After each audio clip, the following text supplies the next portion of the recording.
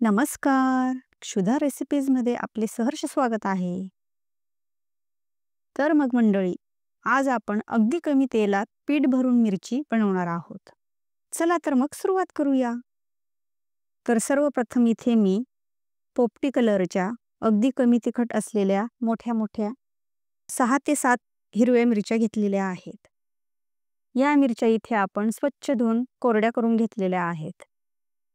आता ह्या मिरच्या मोठ्या असल्यामुळे आपण याचे 2 भाग करून घेऊ. तर 2 भाग केल्यानंतर मधोमध असं चीर देऊन कापून घेऊ.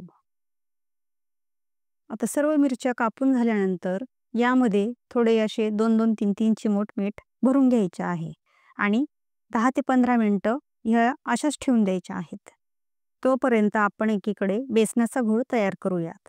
तर इथे मी 2 मोठ्या वाट्या भरून बेसनाचं पीठ घेतले आहे.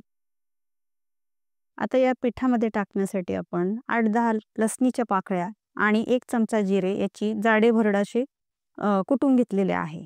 ते आता यामध्ये टाकून घ्यायचे आहे. त्यानंतर इथे पाव चमचा हळद, 1 छोटा चमचा भरून लाल मिरची पावडर, चवीपुरता हिंग आणि पिठाच्या अंदाजाने चवीनुसार मीठ टाकून घ्यायचे आहे. पिठामध्ये मीठ टाकताना लक्षात ठेवा की आपण मिरचींमध्ये पण मीठ भरलेलं आहे, त्यामुळे थोडं कमी टाकलं तरी चालेल. चमचाभर ओवा जरा हातावर कुस्करून टाकून घ्यायचा आहे. थोडीशी बारीक चिरलेली कोथिंबीर टाकायची आणि थोडे पाणी टाकून याचा मस्तपैकी घोळ बनवून घ्यायचा. आता हा बेसनाचा घोळ आपल्याला भजीच्या पिठापेक्षा थोडा घट्ट ठेवायचा आहे, म्हणजे आपल्याला त्या मिरचींमध्ये हे पीठ चांगल्या पद्धतीने भरता येईल.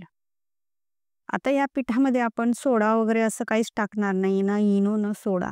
त्यामुळे आता काय करायचंय, 2 चमचे तेल छान कडकडीत गरम करायचं आहे आणि ते या बेसनाच्या घोळमध्ये टाकून छानपैकी मिक्स करून घ्यायचे आहे.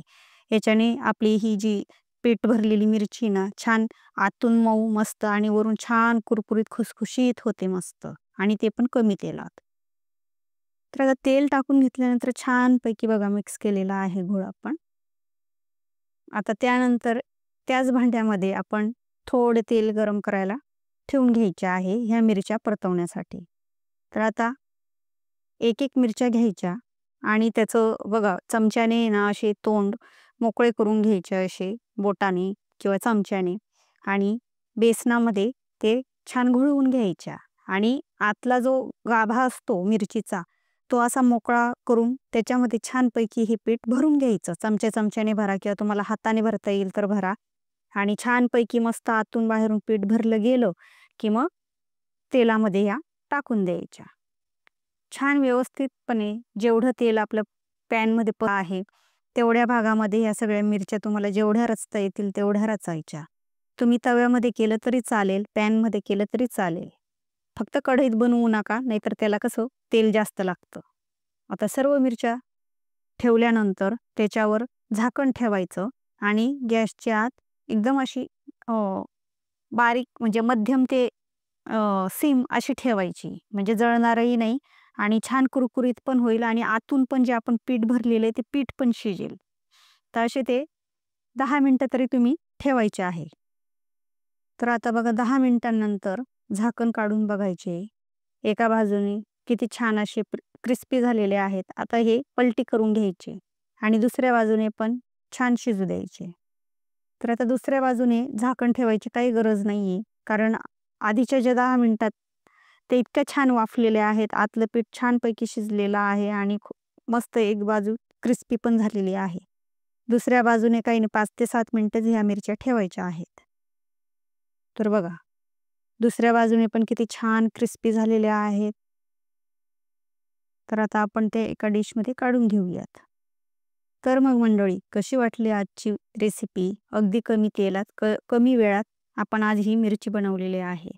तर अशाच नवनवीन पदार्थ बघण्यासाठी क्षुधा रेसिपीजला लाईक, शेअर, सबस्क्राईब करा आणि आवडल्यास कमेंट जरूर करा. धन्यवाद.